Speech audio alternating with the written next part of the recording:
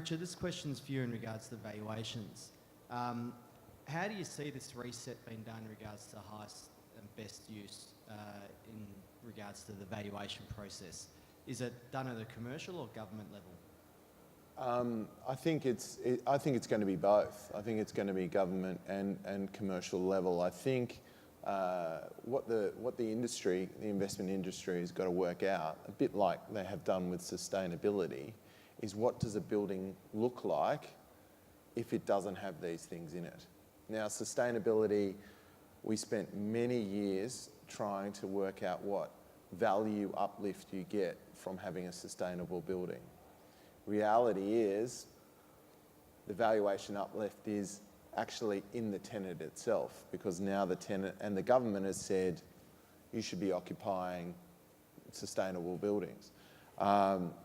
The social elements now need to be similarly dealt with as the sustainable ones. So community space and things like that.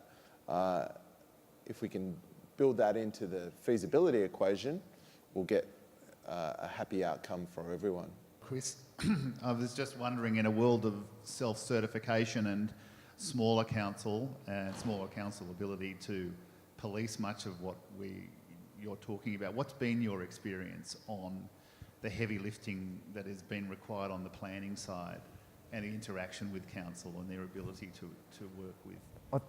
The honest answer is it's been pretty mixed. So sometimes everybody gets on board and it's a good process. At other times, it can be very difficult because there's a sort of very black and white approach applied to assessment. And that, for us, is as much of a problem as the developer who's not going to concede 5 square metres of net lettable area. It really needs a more trusting environment. And I understand why it's not trusting and why it's confrontational, but we've got to change that. You know, that's what we can change. We've just got to respect each other a bit more.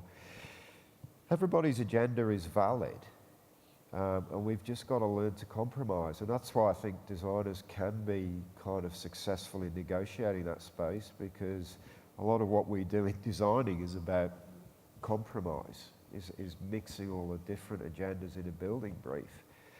So I'd like to see, my honest answer is it's far from perfect. I think there's some really good outcomes that we get, but it's inconsistent.